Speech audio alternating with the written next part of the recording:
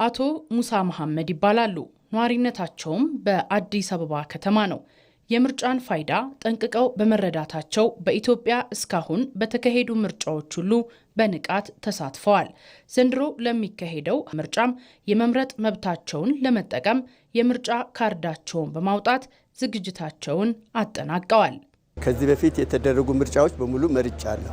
ሀገር ይመራል፣ ሀገር ያስተዳድራል፣ ለሀገር ጥሩ አስተዋጽኦ ያደርጋል የሚለውን መርጬ በራሴ ወስኜ እመርጣለሁ። እንደ አቶ ሙሳ ሁሉ በርካታ ዜጎች የዜግነት መብታቸውን በመጠቀምና ለሀገር የወደፊት እጣ ፋንታ ውሳኔ በመስጠት ይበጀኛል፣ ይመራኛል ያሉትን የፖለቲካ ፓርቲ ሲመርጡ ቆይተዋል። ዜጎች የራሳቸውን እጣ ፋንታ ለመወሰን ካርድ አስፈላጊ እንደማሆኑ ካርዳቸውን በእጃቸው መያዝ አለባቸው።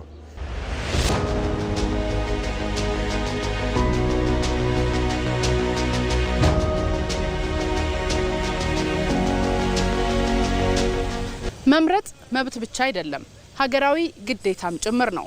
በምርጫ ሂደት ውስጥ ዜጎች መሳተፋቸው ለሀገራቸው ያላቸውን ተቆርቋሪነትና የሲቪክ ንቃተ ህሊናቸው ማሳያ መንገድም ነው።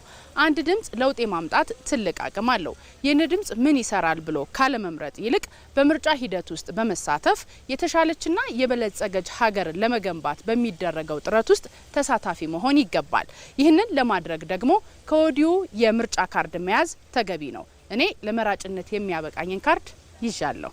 ከዚህ በፊት ምርጫው መርጬ አላቅም።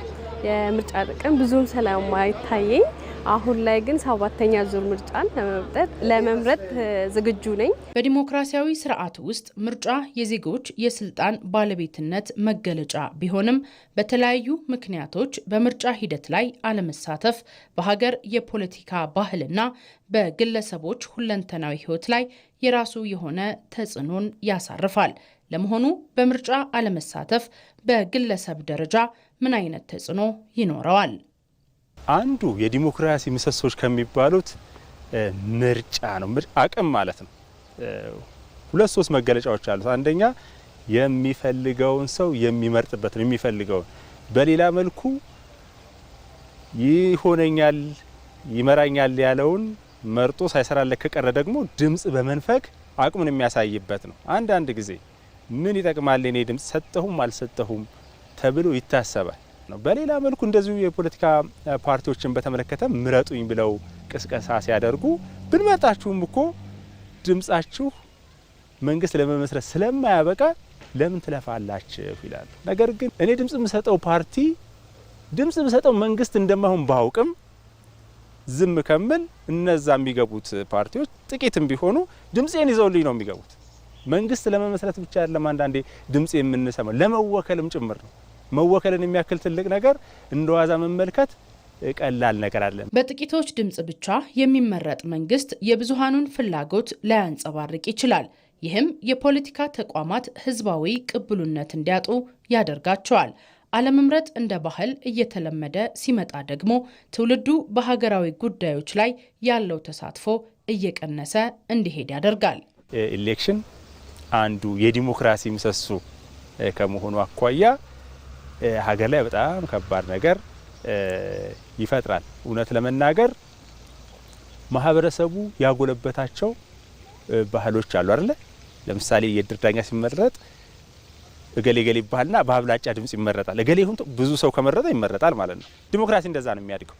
ማሳየት፣ ማስተማር፣ ልጆቻችን እንዲያዩ ማድረግ። እኔ አሁን ለምሳሌ ልጆች አሉ ሄጄ እኔም ባለቤቴም ሄደን ተመዝግበናል ወስደናል። የሆነ ነገር ያያሉ።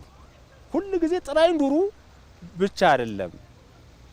ሄደን ስንመዘገብ ካርድን ስንመጣ ይመለከታሉ። አሃ የምርጫ ሂደቶች አሉ። አእምሯቸው ውስጥ የምንሰራው በዚህ መልኩ ተምሳሌታዊ ነው በነገራችን ላይና ከዛ አኳያ ግድር ዲሞክራሲ እንደዚህ አለመምረጥ በራሱ አንድ ውሳኔ ቢሆንም የምርጫው ውጤት ግን ድምጽ ባልሰጠው ግለሰብ ላይ ጭምር ተፈጻሚ መሆኑ አይቀሬ ነው። በመሆኑም አለመምረጥ ዝምታ ብቻ ሳይሆን የሀገርን እጣ ፋንታ ለሌሎች አሰልፎ መስጠት መሆኑን በመገንዘብ በምርጫ ላይ በንቃት መሳተፍ ለነገው የዲሞክራሲ ስርዓት ግንባታ ወሳኝ መሰረት ነው።